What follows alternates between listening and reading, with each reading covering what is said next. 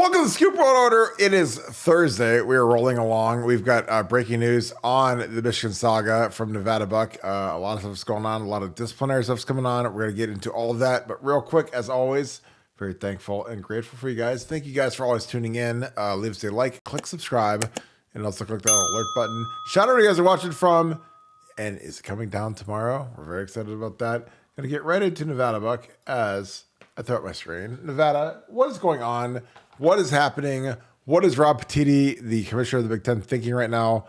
Give us the latest and greatest of what's going on with the University of Michigan. Well, I mean, right now, what you have to remember. Oh wow, that was quite. Hey, look at that! I'm a masonry expert. I threw out that brick wall real quick. Yeah, no. What's going on right now is not a whole lot, because a lot of this stuff, the die has been cast. We're in the reasonable waiting period where Commissioner Petitti has basically received the 10-page response from Michigan, which incidentally, it seems like a good portion of, or at least a portion of it, was lifted from a blog from the Michigan Insider Post, literally verbatim, word for word, as part of the response, which is absolutely amazing. In a story that could get weirder, that got weird. But one of the things that was brought up to me from somebody that knows from the broadcast side is the guys that are really some of the only people that are talking with the commissioner right now. Yep.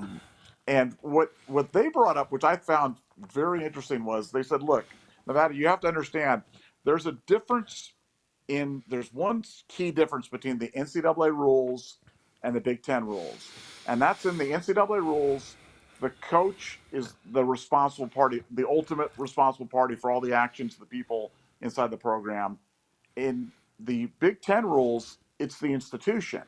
And that's why institution-wide sanctions have been very much part of the conversation. And those would include vacating wins, possible disqualification from participation in the Big Ten championship game, those types of penalties, because it's a program thing in addition to being a head coach thing. And I just found that really interesting in that, they talked about, the various different options that are, at the disposal of the commissioner, and they haven't really highlighted that difference, but Michigan's very much in the crosshairs here. And for people that are, there was a post by Rittenberg that he came out and he talked about, on a list of sanctions, that a fine was one of the possible sanctions. Well, yeah, that's definitely the part of the sanctions, and that would be more towards the program side of the equation as opposed to the Harbaugh side of the equation. So I could see something that came down that constituted an indefinite suspension and a large fine to the institution and potential vacating of games, or some combination of those three things. But it's not going to be just a fine. It's not, for people that are holding on to that. I use the analogy of, remember when Jack was hanging onto that piece of wood at the end of Titanic, and he was hanging onto it, and then he kind of went down to the bottom and stuff like that, and she kind of wrote it out, and she was fine. So that's kind of how the Michigan people are, hanging on this piece of wood. They're looking for any kind of hope, and no, there's not a lot of hope. It's not, you didn't sway anybody with your 10-page lifted from the MGO blog attorney Wolverine 64 that posted something. So I think it's coming. Just a question of when. Does it happen tomorrow? Does it happen Does it happen Sunday? Does it happen Monday? I don't think it happened on a game day, but it's coming, and it's coming soon. Yeah, I mean the fine is like the least of their worries. They can write a check for the fine and not break a sweat, but it's just, I think the disenfranchisement around the program, the fact that Jim Harbaugh's probably going to get whacked. I mean, again, the thing about, for me, is like when the coordinators are completely complicit in the entire scheme, when they're calling their plays on offense and defense based off of Connor Stalions' reading of the signals, his description of the signals, like they all got to go. Like this isn't like we fire Jim Harbaugh and move on. This is like, no, you have to fire hose the whole organization. The whole thing's on fire. Nevada, next year, does anybody survive this? Well, I think ultimately no. I think ultimately it's a total clean the house. But I've been kind of gaming, like when Harbaugh is suspended, and it's not an if, it's just a when. like what do they do? I mean, I think they probably go to Bike Hart, right? You know, the 5-time Well, Tour de France winner that was the famous bike guy. I think they got to go to him, but I'm not sure. You know, what I mean, I'm really not sure.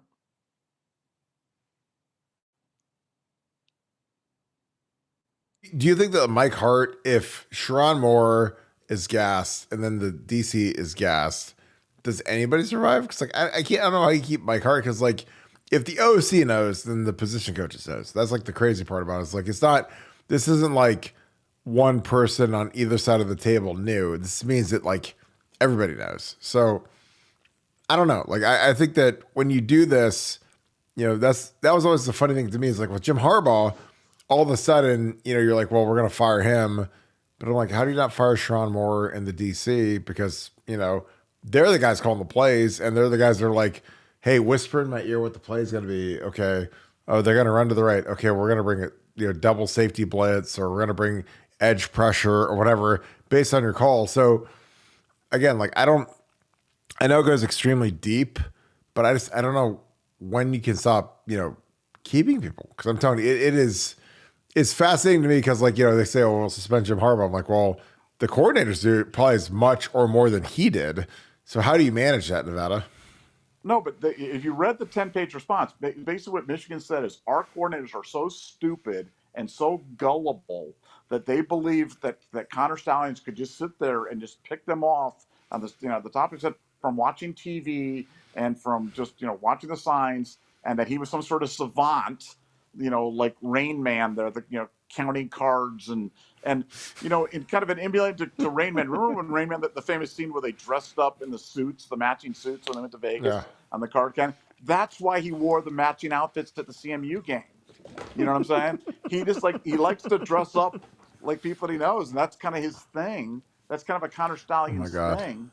And yeah, he did it. And Connor Stallions was just he was dealing on the sideline, and the coordinators didn't know. So it's not really about what people think; it's about what they can prove. And in this case, they just got to. I think the proof lies with Harbaugh. The proof lies with the institution as a whole, and that's why they're going to get whacked. But like with the sunglasses on though, Nevada, honestly, it's like, I mean, he had the Meta Ray Bans where he had the little camcorder, the little light on it, and he's like hitting the light in between plays. Like no one's gonna notice there's a bright light shooting off of his sunglasses at night. Um, I No, but, yeah, mean, but let me ask you again. For people that watch Rain Man, what did Charlie Babbitt wear in Rain Man? He wore Ray Bans. Okay, I rest I rest my case. I mean, literally. what? He literally single-handedly kind of set the Ray-Ban business. I think it went up like 70% or something like that after that, or something like that. But I mean, Tom Cruise looked good. He looked good in that movie with those Ray-Bans and everything like that. And he looked cool. His hair was great.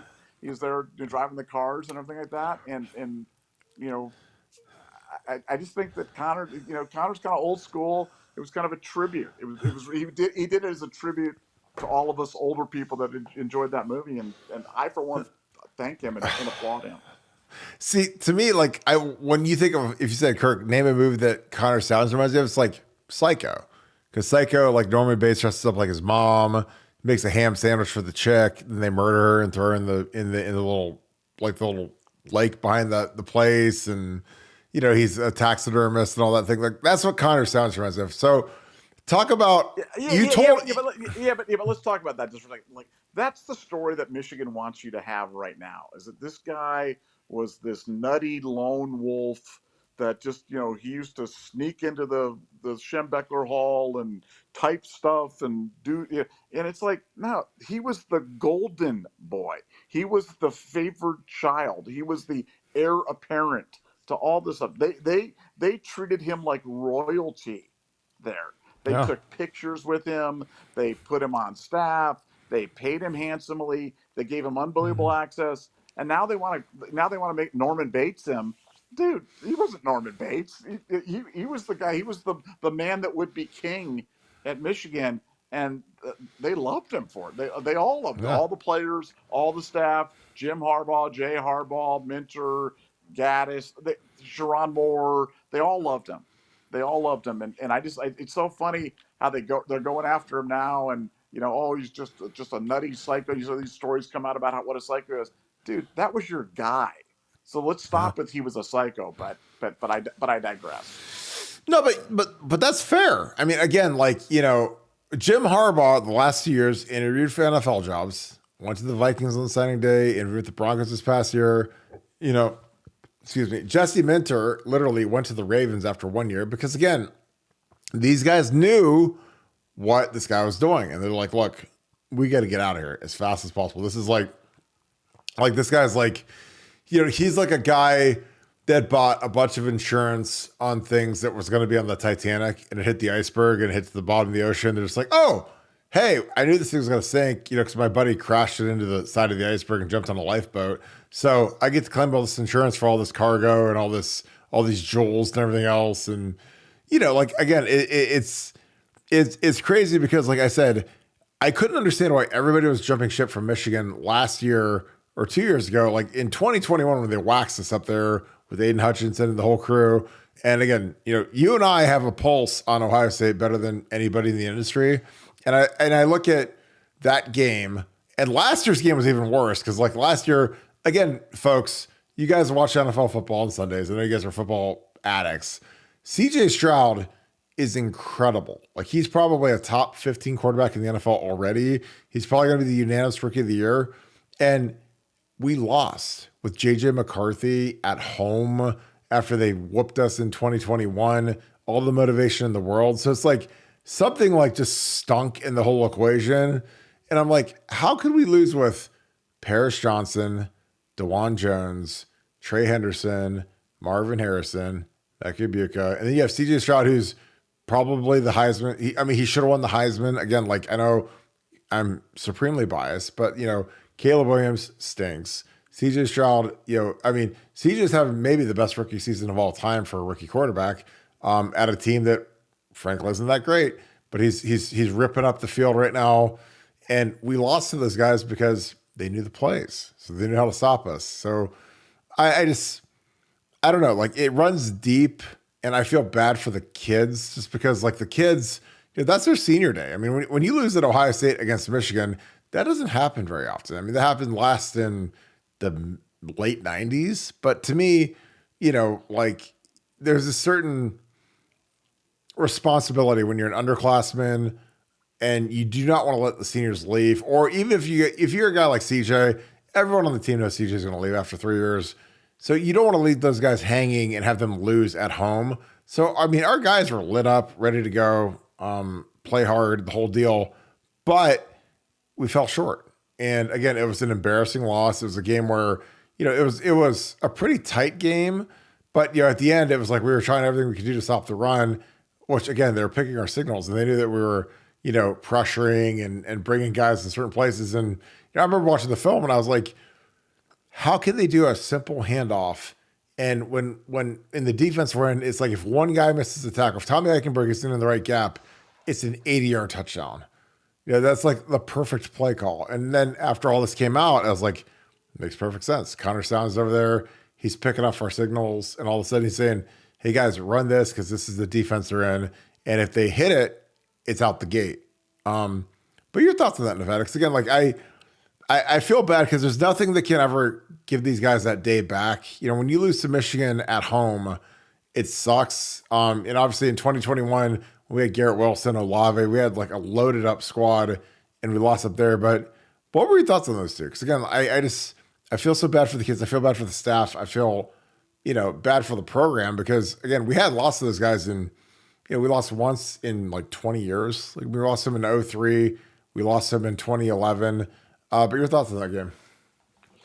Yeah, well, like I said, that's why it makes me sick whenever I hear about the kids for Michigan this year. The kids for Michigan have been the benefactors of cheating.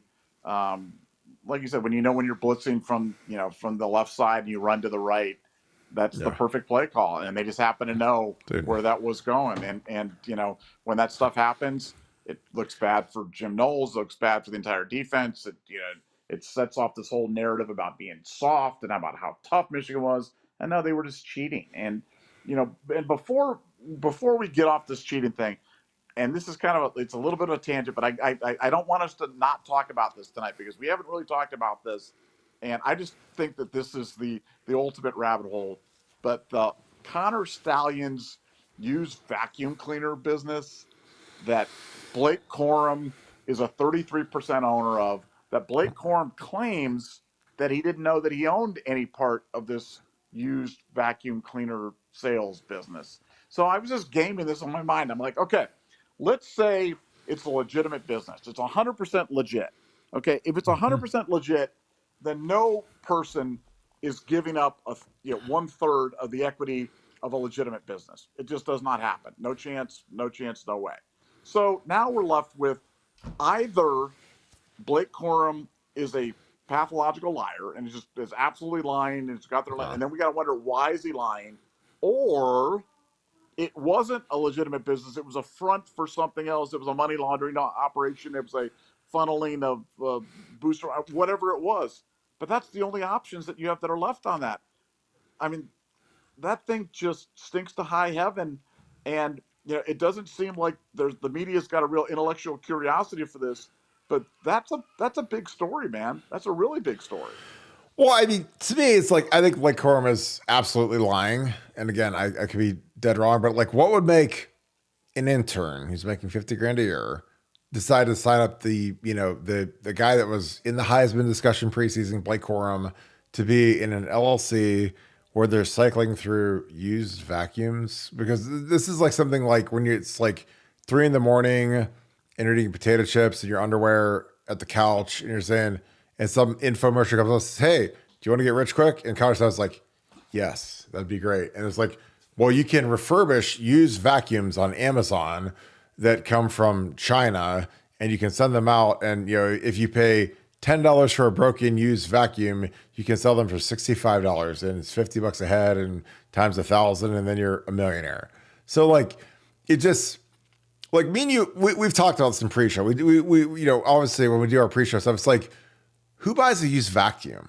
A vacuum, like a brand new, like spanking amazing vacuum is like $600. And again, again, whatever the level of your income is, whatever, like $600 is not a lot of money. So, I bought my wife a new vacuum a few months ago. It's like $600. She loved it. It is amazing. I mean, it is crazy. So it's like, if you're going to get a refurbished vacuum, how much money are you really going to save? Like $100 to get one that's got dog hair and lint and the engine's blown out and shoot up black smoke and everything. So it was amazing. Like when all of these Amazon reviews came in, and basically Connor Stalions was like getting these refurbished vacuums and then shipping them out as like they were like fixed, and nothing was fixed on them. Like they still had dirt and hair and mold and whatever else in them. And like, I mean, these reviewers they're assassins. They're nasty. They point out every little flaw in the thing. And all of a sudden they're just like, this guy's a fraud. And again, like when you do that with Amazon, they'll cut you off real quick. If you start selling fraudulent items and fraudulent representation, they're not going to let you keep selling with your little Connor Stalions to Blake Corum LLC or whatever. So, if you're in that world, like they don't give you a long leash to screw stuff up, screw deliveries up, anger their customers, so to speak. So it was fascinating to me that Blake Corum was probably, if I had to game this thing out, Blake Corum was probably pitched that, hey man, this is a great way to get rich quick, and we'll flip these vacuums, and I can give you a check for $5,000 a month. Let's use your name, and I'll ship these vacuums out. Because the thing that was crazy to me is like this dude had so many vacuums on his front porch that his homeowners association for his $500,000 house literally sued him. And I'm like, dude, like a homeowners association, they're not trying to get in the lawsuit business. Like if you have a bunch of stuff on your front porch, they'll say, hey, here's the letter, clear your porch out, put it in the garage, put it in the basement, put it somewhere where we don't have to look at it. Cause again, like homeowners associations they're crazy, but I appreciate them because like they keep your property looking nice. Like they don't want a bunch of hillbillies, like, keeping their trash out in the front yard and whatever. So, again, I like it because, it keeps your properties up. Because all of a sudden, if you got guys like refurbishing vacuums, he's got 100 vacuums on the front porch. Like when you drive past it, like nobody wants to see that stuff. So, this guy like had a pretty serious operation where he claimed to refurbish stuff, but he really didn't. And then he was like, selling these things. But again, I would love to know the genesis of this because it was such a strange like business endeavor that the fact that you want to like refurbish vacuums because like I listen to how people make money sometimes. I'm like, yeah, like if you wanted me to get into a business, like you say, hey, what we're gonna do is we're gonna refurbish like used vacuums, I'd be like, that's the dumbest thing I've ever heard in my life. Why? I mean, so what am I gonna save $100 if I get some old crusty vacuum that's broke, or I go to Best Buy and buy a brand new one straight out the box and it's good? What are your thoughts on that, Nevada? Well, I'm just like, why would Quorum lie about it? I mean, why wouldn't Quorum just say, yeah, I was pitched an idea and he wanted to use my name to try to do this, and that's what I did. Yeah, I mean, why why lie about it? And that's what makes me, again, when you start really thinking about this, you kind of go, man, you know, this was weird. I mean, it was super weird, and clearly they knew that something wasn't legitimate because otherwise, why would Quorum run from this? Yeah, I I mean, like I said, I have not been able to get a straight answer out of anybody on this one yet, and I just keep wondering if this is the way that they were using. This was the entity that they were using to funnel the money to pay for all the jobbers that he was using to go out there and video the games, buy the tickets. Because as you know, as a person who buys tickets, tickets are not cheap. And so, oh God, it's not inexpensive buying tickets to all these games. no. And when you do that, the money needs to come from somewhere. So could it have come from a vacuum cleaner business? Yeah, I mean that's as likely as any other explanation that I've heard. So I just think this one deserves some attention and people. We need our internet sleuths to keep digging on this one because I find this story just it never disappoints. It just keeps getting better and better. Well, yeah, like if I said, hey, I got this great idea. I'm going to go watch the Ohio State Notre Dame game and I need a ticket to tape the signals. So, how can I do that? Well, I could tell this rich millionaire or billionaire donor, can you buy 2 vacuums off me for $5,000? Of course, absolutely. Like, because then it's like that makes perfect sense because again, you have to launder the whole thing somehow. Like again, somebody was footing the bill because again, this guy can't have a mortgage for a house that costs $485,000 at the height of the Joe Biden era, where like the interest rate's like 9%, and he's making 55 grand.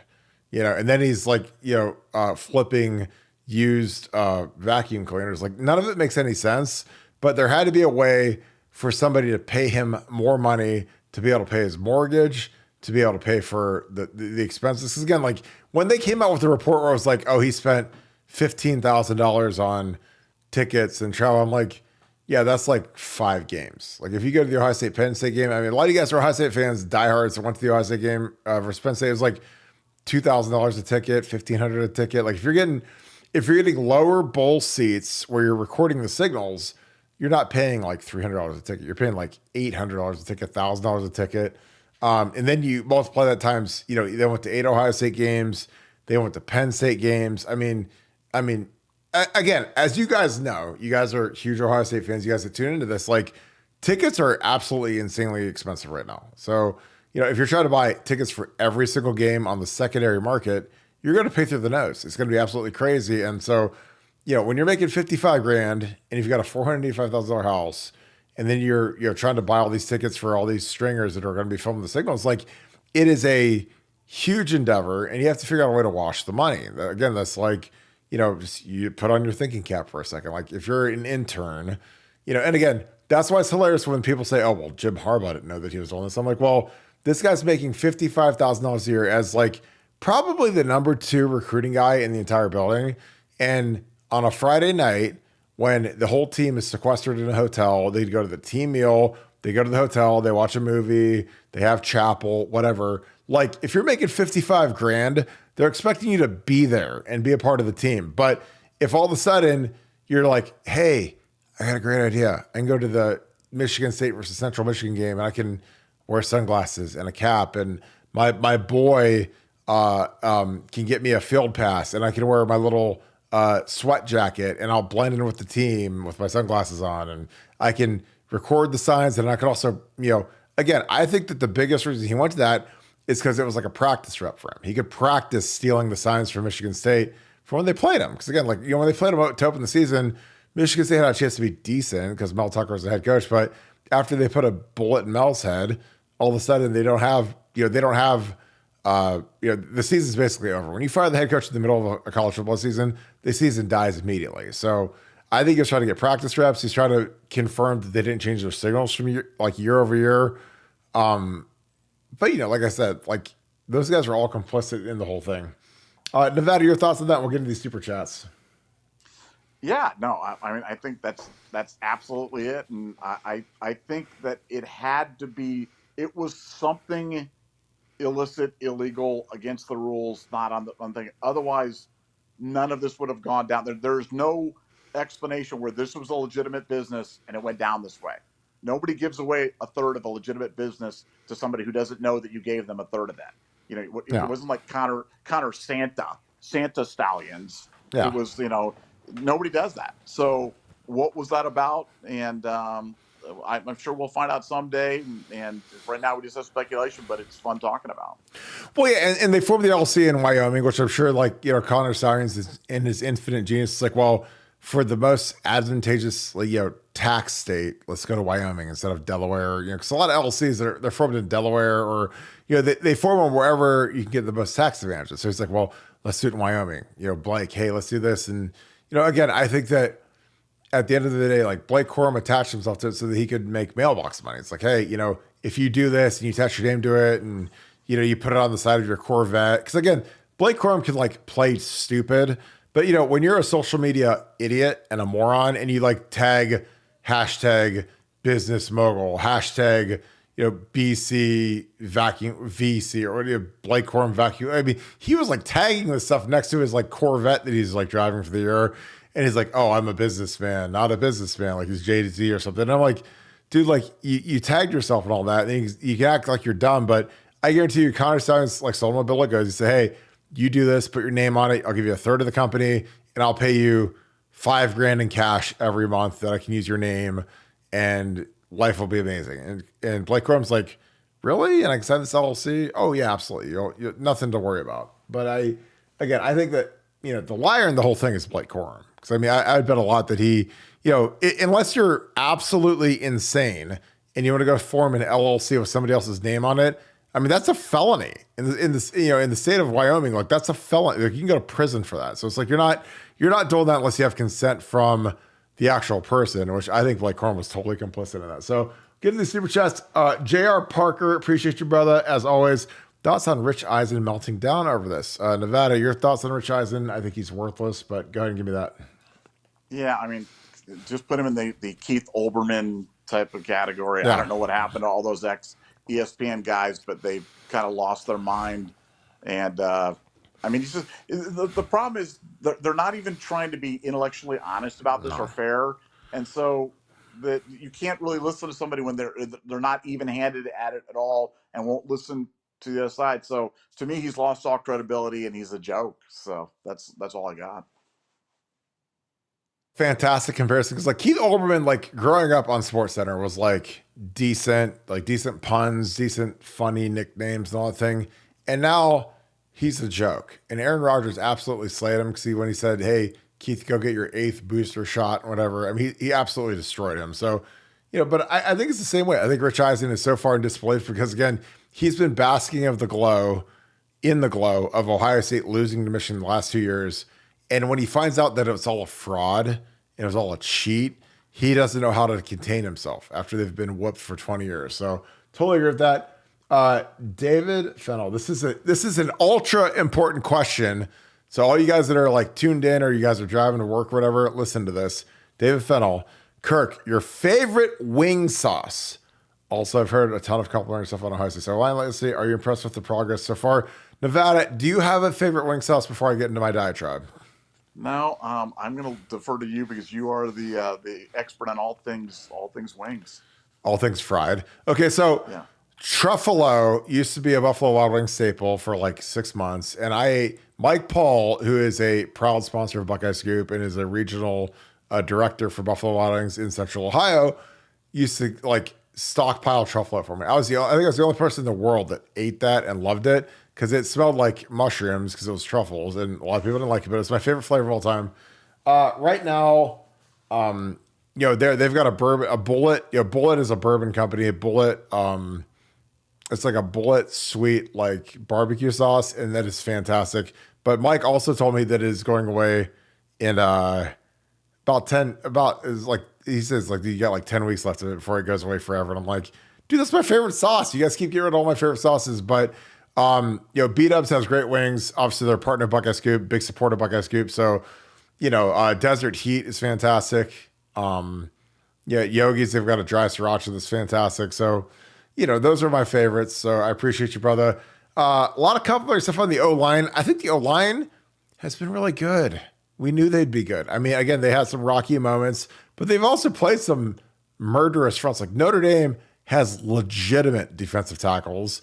Javante G. Baptiste looks like he took the limitless books. He was playing really good against us. Penn State has one of the best fronts in America. And this is why you guys need to tune into our show because, again, people that are stupid and don't know anything about football, they go and watch practice because they go and stand there because they're dumb. And all of a sudden they're just like, well, the second O line is terrible and they're trash. And they got ran through like at the one, 6-period practice meeting they saw. And Nevada and I sat there and said, well, let me know when that matters. Because here's the thing, like the second O line never plays ever. They might play when we're up by 80 points, but we've had all 5 guys be, knock on wood, all 5 guys have been healthy. They've been good and they've been improving. So, when people worry about the second O line, it's like when people say, well, Kirk, aren't you worried that Jeff Bezos can't afford to go out to lunch today? Like, no, I'm good. Like, I think he'll be okay. He can go eat wherever he wants. He can go fly his jet and he can probably buy the whole city wherever he wants to go. But that's kind of what it's like when people say, are you worried about the second team on the line at Ohio State? I was like, no, because they don't play. We don't rotate anybody on the second O line. We've had the same 5 starters all year. But I'd love your thoughts, Nevada, on the O line. Well, again, this isn't a second guess because if you're a listener, you heard us talk about this. They rotated the offensive line like crazy through fall camp. And when you do that, it just takes a little extra time to build some cohesion. Now you can see them building the cohesion. And as a result, they're doing a lot better. That combined with Trey Henderson coming back fully healthy and things are starting to happen. I'll still insist that it's going to come down to Ryan Day's play calling. If Ryan Day's on and he's calling good plays like this weekend against Michigan State, the running game will work, the line will look good, and everybody will be happy. But, it's, to me, it's schematic, and Ryan's just got to, embrace what he needs to about running constraint, keeping defenses from teeing off against the offensive line, and they'll be just fine. But I like the group. Totally agree. Appreciate you, brother. All right, Casey, you're up next. Keep hearing Michigan say they will leave the Big Ten if any suspensions are levied. There's no chance. You say bye. Any truth to that? No. Also, will it happen tomorrow? Nevada, your thoughts on that? Will Michigan leave the Big Ten tomorrow? No, I wish. That's my dream. I'd love that. Go to the SEC and play Auburn and Bam every year. They're just, just like that's. But again, that's when you hear that stuff, you read it, you kind of go, like, who takes that seriously? Like who in their right mind would listen to that and kind of go, yeah, that's that's possible. Michigan could leave the Big Ten. They're not leaving the Big Ten. I sincerely, from the bottom of my soul, wish that they would. I hate them so much. I wish that they would go and become irrelevant in some other conference or whatever it would be. But no. Sadly, they're not leaving. They're not leaving today. They're not leaving tomorrow. They're not leaving next week. And the last issue on a million issues that they would leave the Big Ten over would be trying to protect Jim Harbaugh, because there are a lot of people, probably the majority of the administration, board of trustees, higher donors that hate Jim Harbaugh every bit as much as we hate Jim Harbaugh. So they're not leaving, as much as that would make me happy, not going to happen. Yeah, after they signed the richest TV deal in the history of the sport, like, why would you ever leave? You're one of the 2 flagship schools. Again, like if you go to the very top of the food chain and look at the Big Ten, the new Big Ten, it's probably 3. It's probably Ohio State, Michigan, USC. I don't think Oregon's on that level. I don't think Washington's on that level, but like, When you're Michigan, man, you are an A-list plus type brand, and like you're not going to go to the SEC. You don't want to go to the South. You don't want that smoke. You don't play Bama and Florida and Georgia every year. So I mean, they're in a good spot. They're one of the two flagship schools of the Big Ten, the old Big Ten. Now that you add the massive haul of USC, UCLA, Washington, Oregon, like you can't. I don't know. Like I don't know why you'd ever leave the Big Ten right now when it's a money making machine. They're coast to coast. They're from Los Angeles to New York. I mean, it's just again, like the moves that have been made in the last 2 years are spellbinding in terms of who you've added. You got the two biggest schools in Los Angeles. You've got Rutgers in New York. You own Chicago. So you have all these markets, and the way Apple and Amazon are getting the streaming services, like I'd never leave the Big Ten because those guys are going to show up to the bidding table and just write a massive check, and people are going to be like, wow, like just unfathomable money. So, but I would love if they left. That'd be amazing because I don't know where they'd go. I mean, it's like, I don't know. All right, Jolie, 82, thank you for the 5. It was said a few days ago. Play had 6 future Hall of Famers on that 2021 team. That is rich, but potential. Who other than Hutchinson has done anything in the NFL from that team? I don't know. I mean, their O-line, none of the O-linemen got drafted high. Hutchinson obviously went 2 overall. Mazzie Smith was a first-round pick. I mean, he's kind of like a whatever rotational guy with Dallas. But, I mean, that's kind of it. I mean, the quarterback was young. The running backs are still there. And in 21 for Ohio State, like, I mean, Garrett Wilson could be an NFL Hall of Famer. Olave would be a fringe guy. Paris Johnson could easily be a Hall of Famer. DeWand is maybe the best rookie offensive lineman in the NFL this year. So again, it was perplexing when we got smacked up there, but I see exactly what you're saying because it's pretty crazy. Nevada, do you have any thoughts on that? Well, I mean, when you talk about Hall of Fame players, you're talking about or Hall of Fame, like people that made an impact, right? People that made a Yep. difference. Well, who made a Yeah. big difference than Connor Stallions? I mean, Connor Yeah. Stallions, since he came there to Michigan, so if you're talking about Hall of Famers in that game, I think that's what we're talking about, right? Because they're, I think that I saw the ESPN graphic where like Harbaugh was like 64 and 42 before Stallions, and after Stallions he was like 24-1 or some ridiculous stat Yeah. like that. Yeah. So it's Yeah. like, it's so funny to me when I see that stuff. Connor Stallions and the it didn't make any difference. It didn't make a thing for us, but man, we just managed to win all of our games, and that's why No. we talked about this Saturday. I was on the board talking about it. Look, for Ohio State, Michigan winning this weekend is good for us. It's the best Yep. thing for us. If Michigan wins this weekend, it basically puts us in a situation that if we lose to Michigan, God forbid, but I'll try to speak it out of existence. Well, then we'll have the best loss in the country because it'll be a loss to potentially the number 1 team in the country. And so it gives if you win, obviously all those things take care of themselves. But if you lose, heaven forbid, it helps you. So as much as it pains me to say that, I think we're happy either way. What happens this weekend up in Happy Valley? They lose, nobody will be happier than Nevada Buck. But if for some reason they win, something, it actually helps Ohio State. So Ohio State fans, Yeah. we really there's nothing that can really hurt us this weekend. So just watch the game, with some enjoyment. Yeah, I mean, it's like a samurai. Like you want a clean death. So it's like you want Michigan to be undefeated. If you win, you're in. If you lose close, you're in. Because all that matters at this point in the season is being in the top 4 at the end of the year. Making the playoffs, and then you have a puncher's chance to go against Georgia or Michigan or whoever's in the top 4. You can't get smoked at home in Ann Arbor by Michigan, but if they beat you and it's close, you're going to be the 4 seed. I mean, the strength of schedule is unbelievable with Notre Dame, Wisconsin. Obviously, the Penn State game at home was huge. So, again, that is the advantage to playing a very heavily weighted schedule like Ohio State has. Again, they're not playing Georgia's schedule. They're playing like real teams. They're playing like Notre Dame at Notre Dame. They're playing Penn State at home. Penn State's fantastic. They could easily beat Michigan. Again, I think that game all comes down to JJ McCarthy versus Drew Aller. Like Drew Aller was terrified. I mean, I was at the game. It was palpable. You could smell the fear when he was out there. It was loud. He's an Ohio kid who dreamed of going to Ohio State. He has gone to Penn State, and they lost. It was like all of the dominoes fell. Like they lost their best player in defense. Chop Robinson got knocked out of the game by Matt Jones, who smoked him.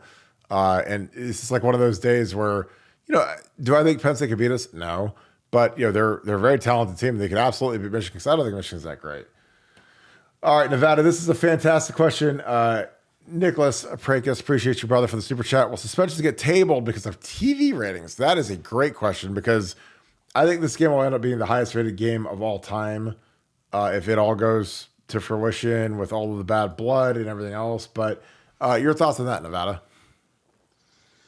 Yeah, no, TV's a stakeholder in all of this, and ratings are a stakeholder in all of this. But like you said, it's the ratings for this game are going to be out. I mean, Ohio State Michigan game under any circumstances are just ratings machines.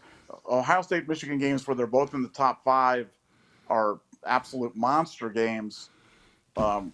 Games where Ohio State's number 1, Michigan's number 3 or 2 or whatever they're going to be, and there's a cheating scandal, and Michigan's blaming Ohio State, and Ohio State's blaming Michigan for having cheated the last 2 years. Yeah, this will be an extravaganza for sure.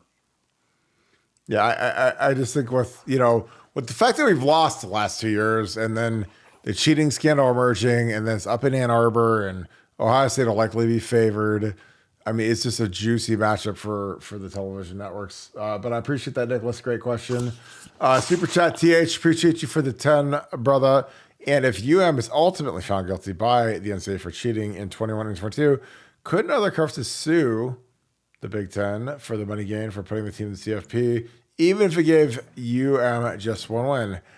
I don't know. Like, again, I am not the legal expert on this. I think that there could be class action lawsuits, but those are expensive, and you better be sure that you know what you're talking about, because otherwise you're just going to burn a lot of cash with a big legal team talking about, that type of thing. But what are your thoughts on that, Nevada?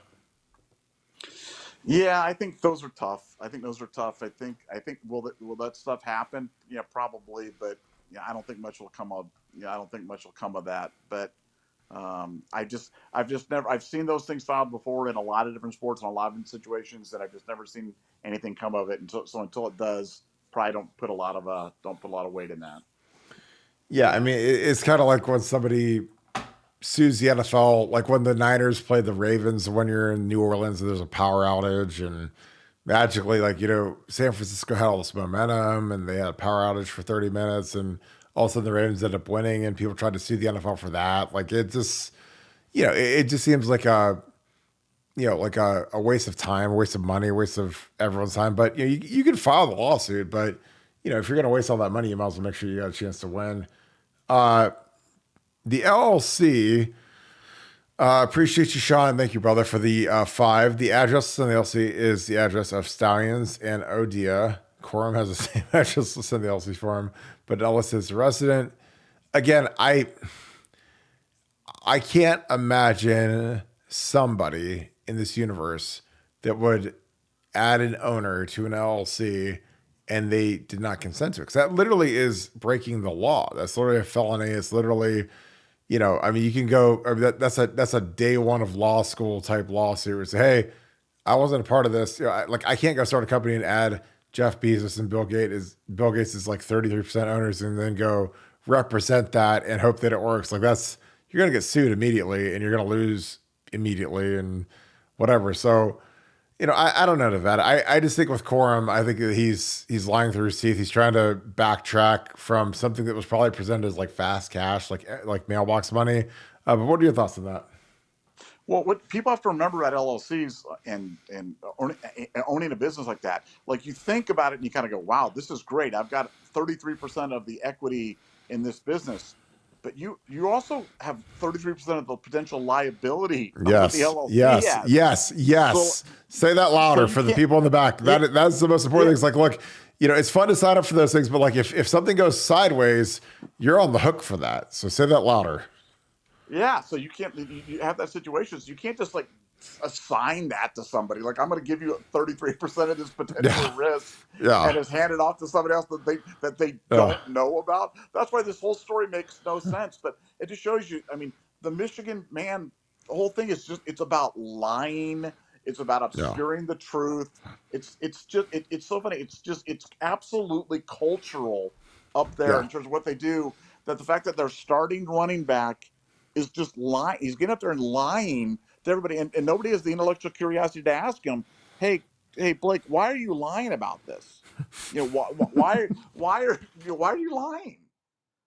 So I mean, I don't know, but he's lying. You know it, I know it, we all know it. Well, again, like Blake probably was boys with this guy with Connor Stalions. Connor Stalions, he's a jock sniffer. Like, I mean, I've seen him around the program at Ohio State, and he said, "Hey, this would be great. Here's the deal. I watched this infomercial at 3 a.m. They said, hey, you can sell refurbished vacuums and make a fortune. It's like the real estate, like, get rich quick scheme. And here's the deal, dude. Let me use your name for it. We'll call it BC to RV, Blake Corum to refurbished vacuums, LLC, whatever they called it. And I can guarantee you $5,000 a month or $4,000 a month or whatever the number is. And like, you don't have to do anything. Me and my boys are going to handle it. We're going to get my big house. We're going to like sell these vacuums that we say are refurbished and we don't really do anything to them. So we go buy these vacuums at the pawn shop or at, wherever. And then we send them to people and they don't know the difference, cause we'll try to dust them off a little bit. But it was funny because like those Amazon reviews were like, I mean, those are like assassins. They're very particular. It's like, it was dirty. There was hair all through it. The bag was full. They open up the little vacuum bag and there's like trash and dirt all in it. So it's like, I mean, they weren't even good at like just taking like the basics of just like taking the dirt out of the vacuum before they shipped it. Like literally, they just like, it was like they were buying used vacuums, branding them as refurbished, and selling them to people on Amazon who were suckers who wanted to get a vacuum for 50% off or 80% off, or whatever it was. And they said, hey, Blake, if you do this, with the volume we're going to do, because we have 500 vacuums on our front porch, you'll probably get $4,000 to $5,000 a month in a check, as long as we use your name for it. And he's like, okay, I don't have to do anything. And so I think that's the whole genesis of it. Because again, a lot of these guys are dumb.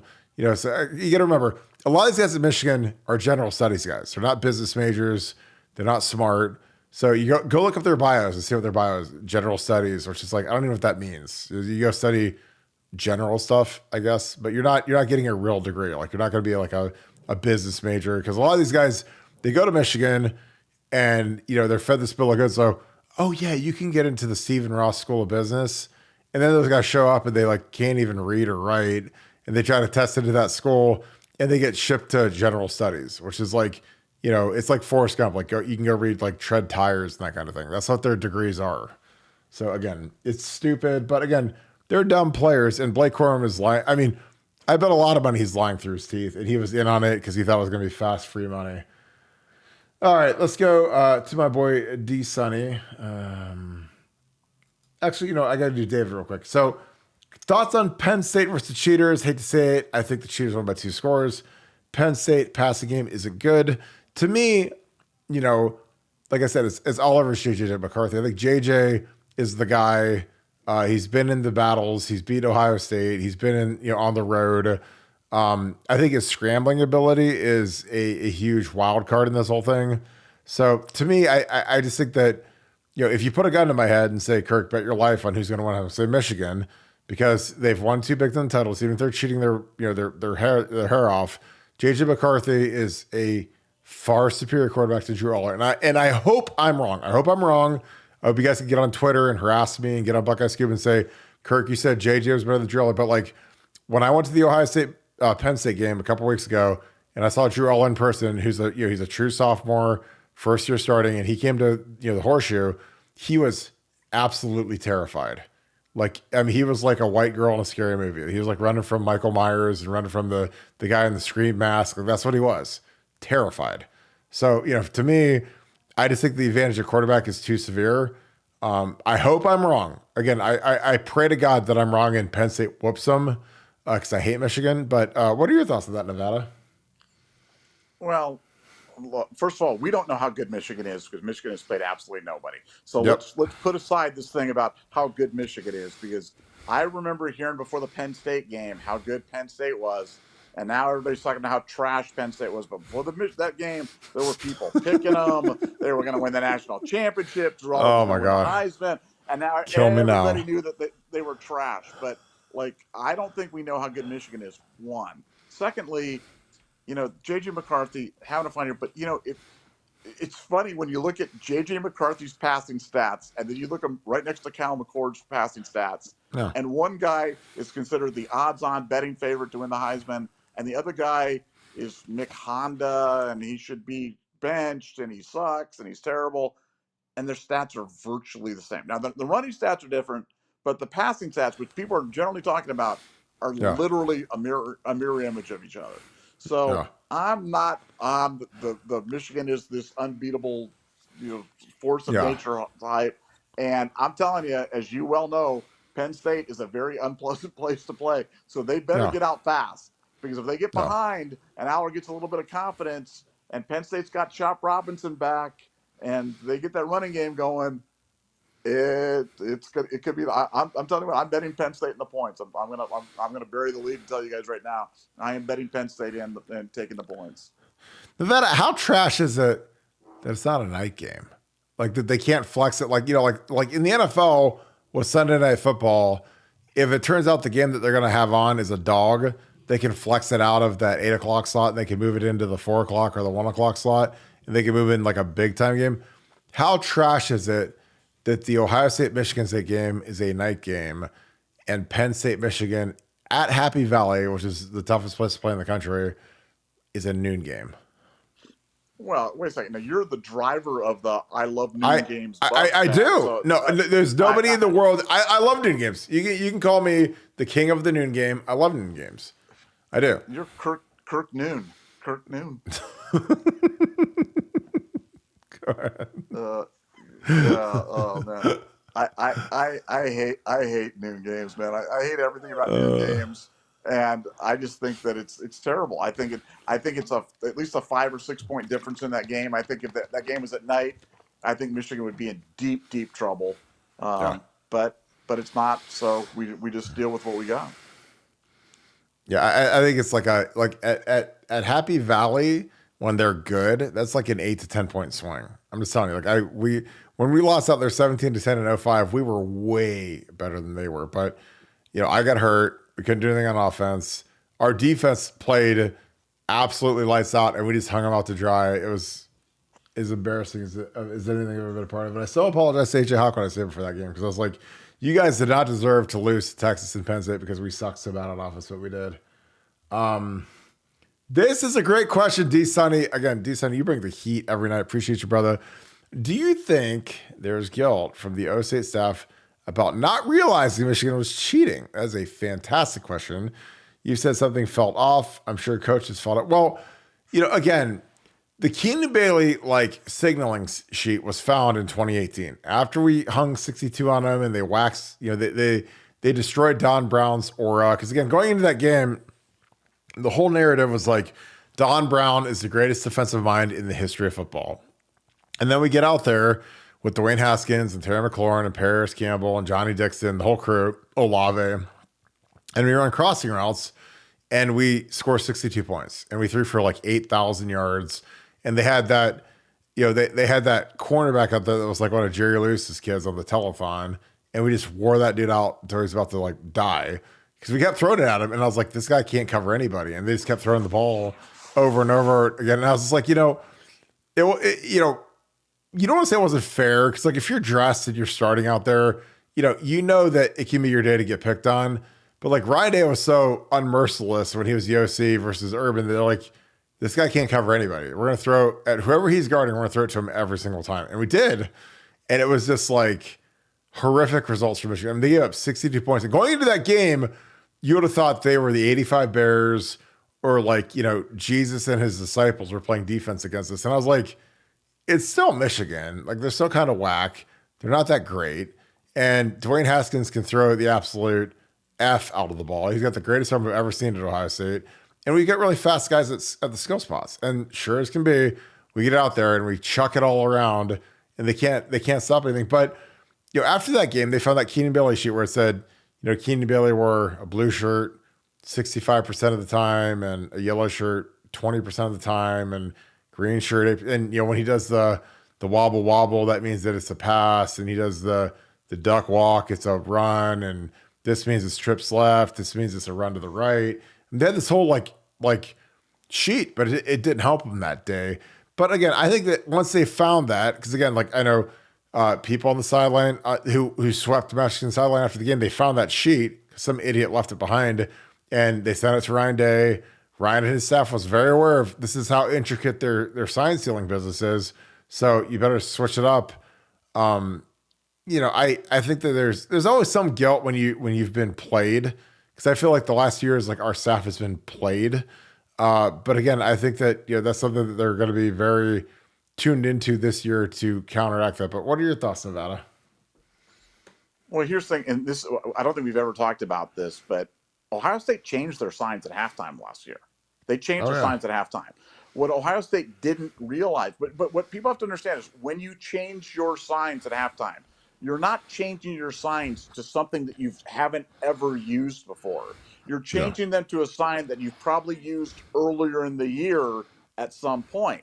So what Ohio State hadn't contemplated was, wow, what if they've scouted 9 of our games and have all of our signals on tape and have all of our signals coordinated to that, and have a guy calling this stuff in real time who's got a binder that's like an encyclopedia thick of all of our stuff.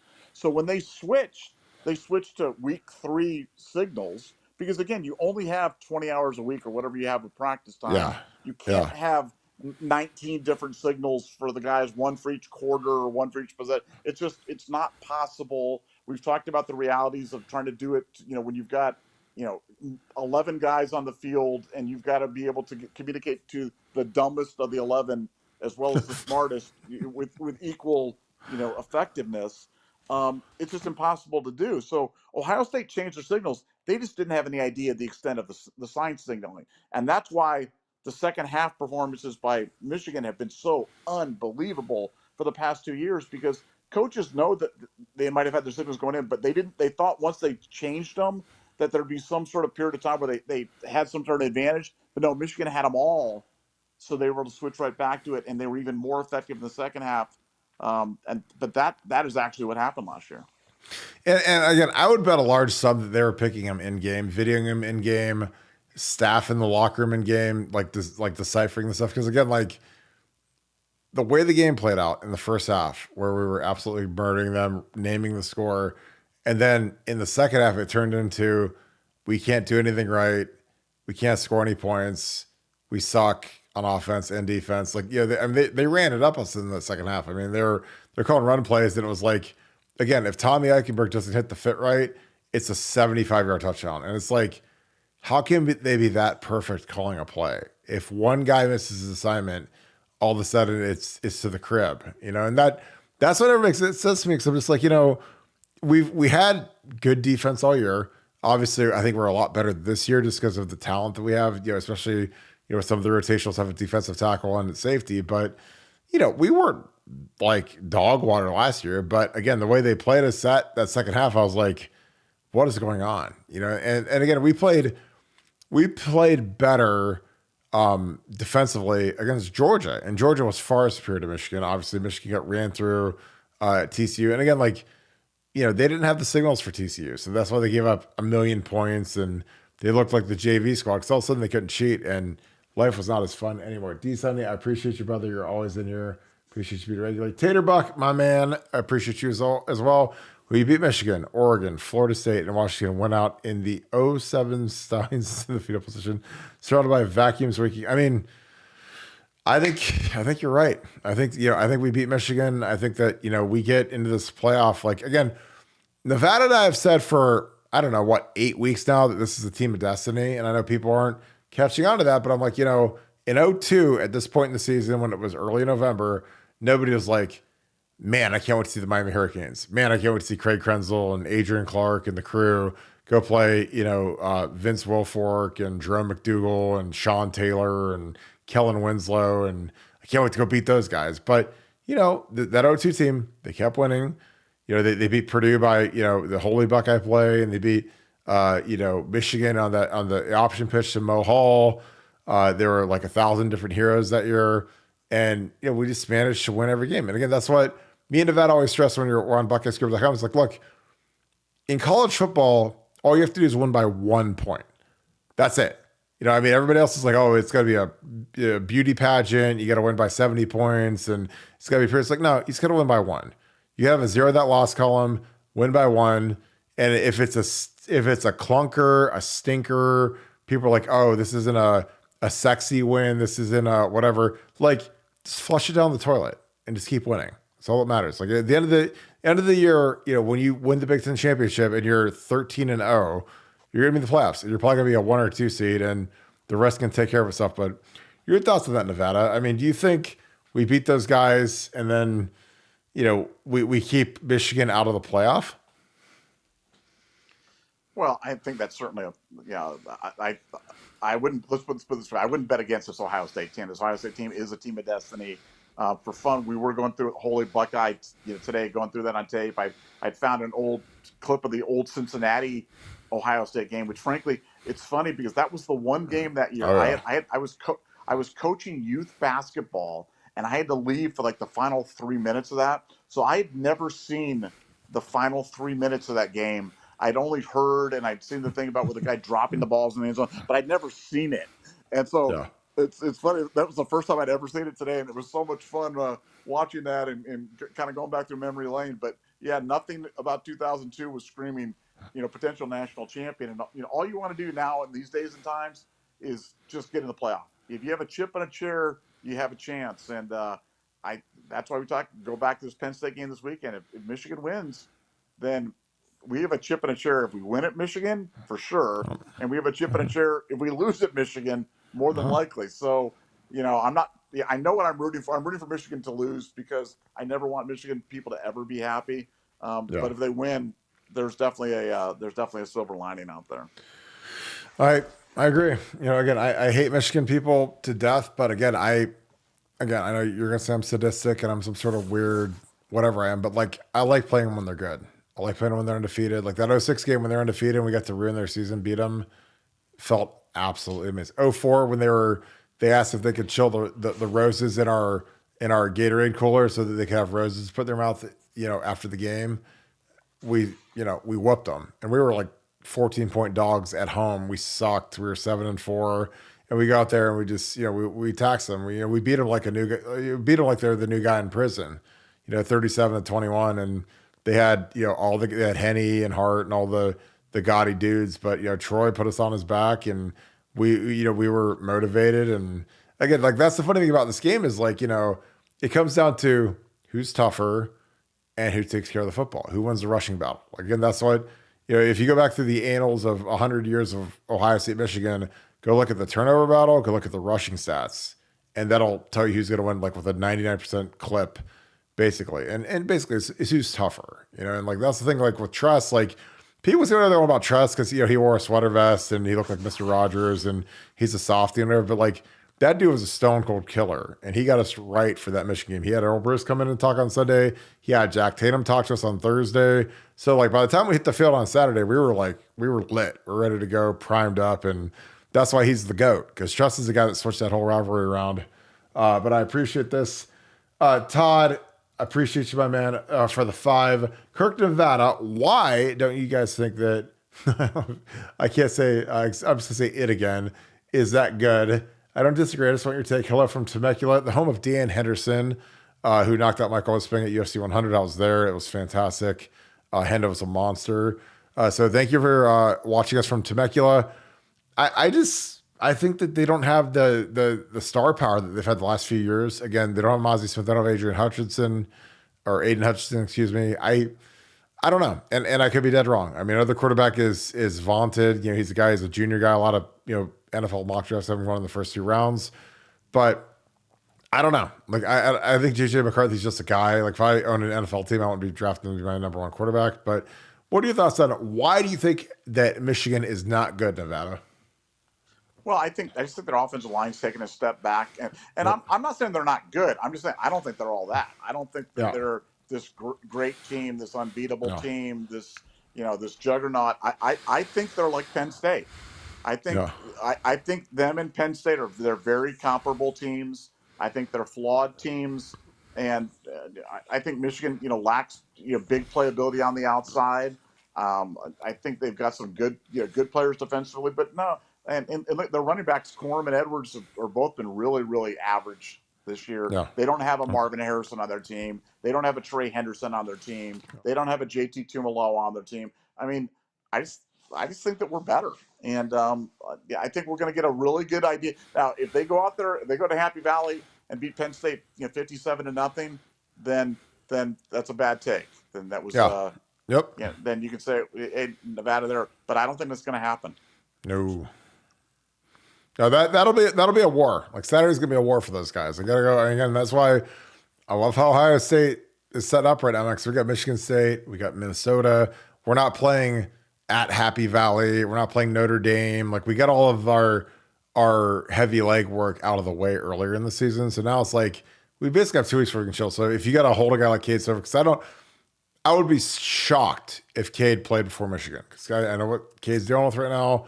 It's not going to happen. So, yeah, and if you got other guys like Emeka and some of these guys, like go play Carnell, go play Brandon Ennis, like let some of these guys chill for a little bit, get them healthy. Because, again, the one that matters is Michigan. Nobody cares about Minnesota or Michigan State. Those guys that's 4 touchdown favorites in both games. So it is what it is. Scheffler Healthcare, appreciate you, brother. You're in here all the time. So thank you so much.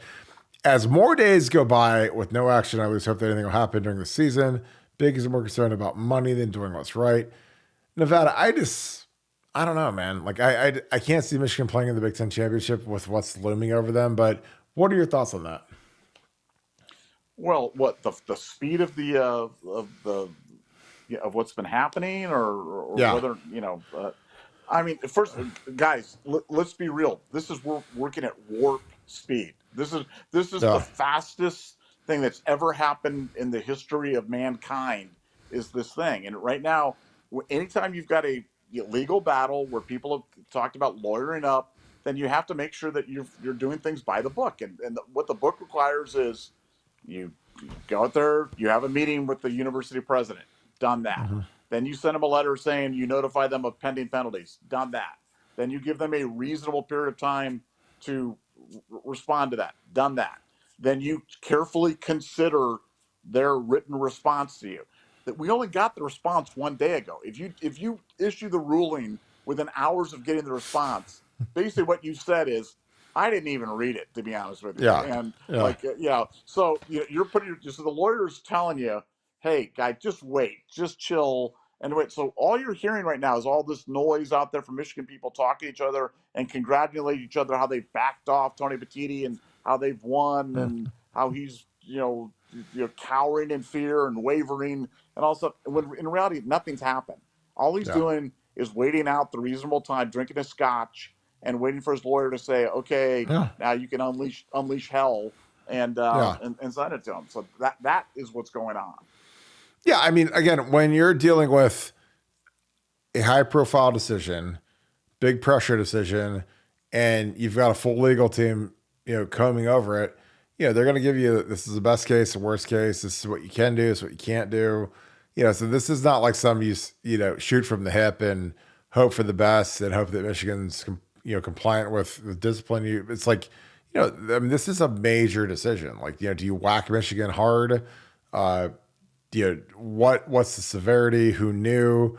That's why it's so fascinating, I believe, because nobody, this is uncharted territory. Like when a team's literally cheating and they're beating teams and they're costing people their jobs because they're so proficient at sign stealing because they've literally gone and in a live setting videoed signals and they've spliced them together with film and Connor Steins became the Rain Man of breaking signs. Like this is a major deal. I mean, this is like winning the World Series of Poker and finding out you're cheating. This is like Lance Armstrong finding out that he's juiced to the gills. Again, it's like, it takes a lot of the luster away from what they've done the last years because they're cheating. So again, I'm right there with you. This is one of the best super chats we've had. Philip Phillips, appreciate you, brother. Signed up for the scoop a few hours ago, buckeyescoop.com. If you guys love this podcast and you guys want like the super duper amazing version of this, like join our message board because it's like we podcast 24 hours a day on the message board because we're always talking about what's going on, breaking news, answering questions. So our board is absolutely on fire, smoking hot right now. For $12.99 a month, like you can't find a better entertainment value in the universe than joining buckeyescoop.com because like we've got thousands of members. They're all smart. They're all good people. Super high up people at the university subscribe to our site. It's just a different breed. You know, it's a high end experience, high end country club type experience on a message board format. So we'd love to have you guys. Phil, this is a great compliment. Signed up for the scoop a few hours ago. Already tell some many hours of my life on there the next few weeks. I mean, we live on it. So nothing to be said there. Nevada, any thoughts on that? Nah, just for anybody who hasn't really experienced the message board, it's really fun. I mean, it's a great. Yeah. It's basically it's an online community of like-minded, smart people that can share a lot of experience, a lot of business experience, a lot of sports experience, a lot of life experience, and they're just constantly threads that will be of interest to you, whether it be about wine or television or great games from the past or betting or whatever it might be on there. And for 30 cents a day, it's a great place to hang out. And yeah, the more the merrier. Totally agree. D Sunny, again, appreciate you, brother. Speaking of Team of Destiny, is McCord's drive against the Irish the most clutch drive in Ohio's recent history? I mean, it's got to be up there with the Krenzel Purdue drive. Again, I'm supremely biased when I speak on this, but like Troy Smith at 05, go back and watch the fourth quarter of that 05 Michigan game because we were dead in the water and we were down like 12 with like seven. Because again, this is like one of those photographic memories I always remember. I was like looking at the scoreboard, like we're down like 12 with like 7 minutes to go. And I'm like, so we need to score two scores basically. You can't get the touchdown, the 2-pointer, and the field goal. Like you have to score twice to beat these guys at home.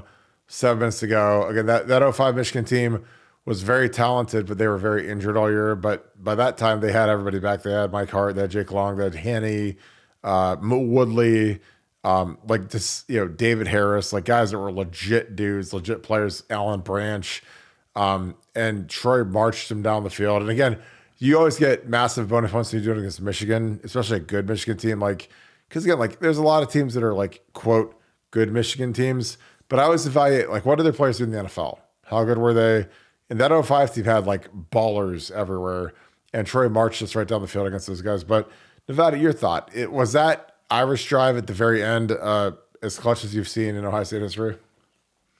I mean, it was clutch. I mean, it was. I mean, Oh yeah, it certainly was up. It certainly was up there.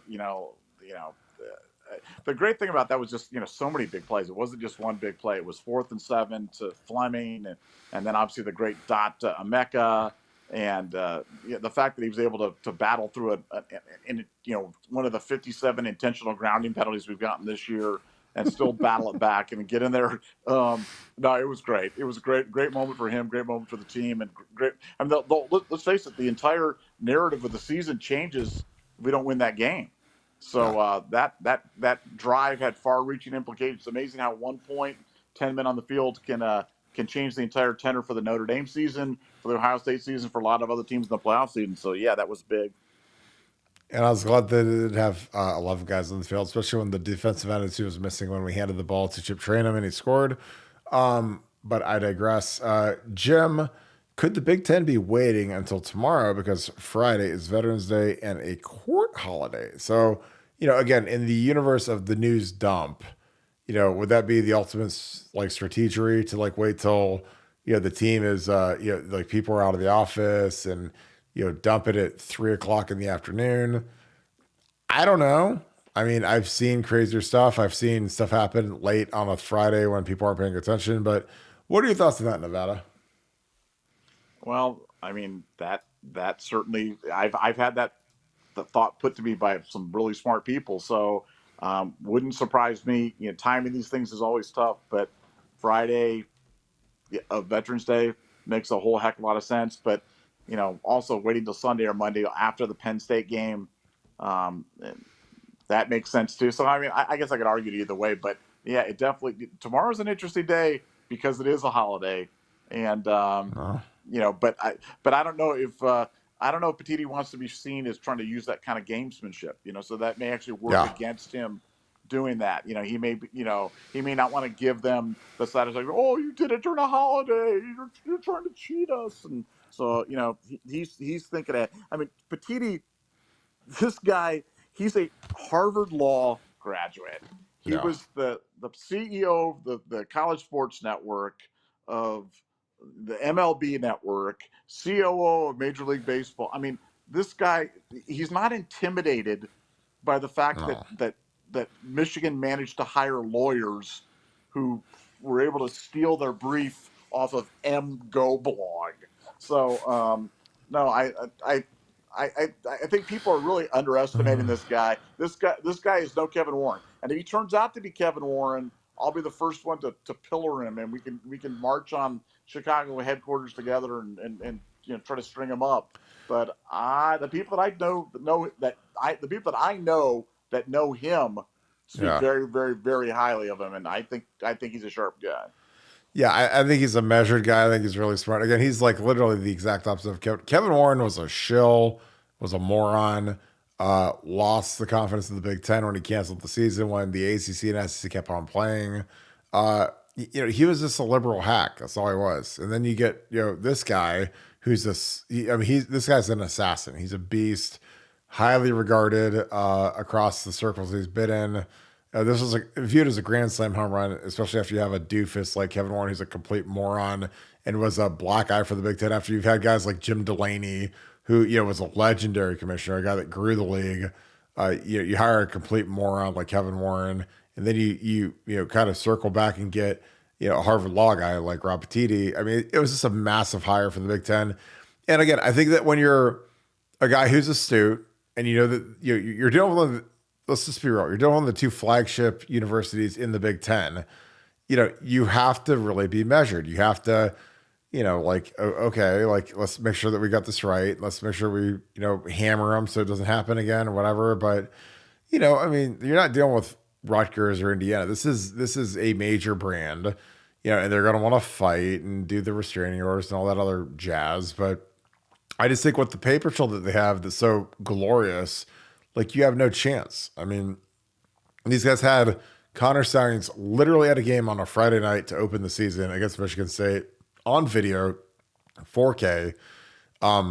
You're dead. And the way that this guy literally didn't cover anything up, like tickets purchased and travel and emails, like, who knows what these guys know that we don't know that hasn't been leaked yet. But I mean, it's going to be astounding when everything comes out and they do the full report and then they end up whacking Michigan for a long time. Well, let's wrap this thing up, Nevada. Final thoughts. Again, appreciate all you guys showing up. But what are your final thoughts to wrap this thing up on this Thursday?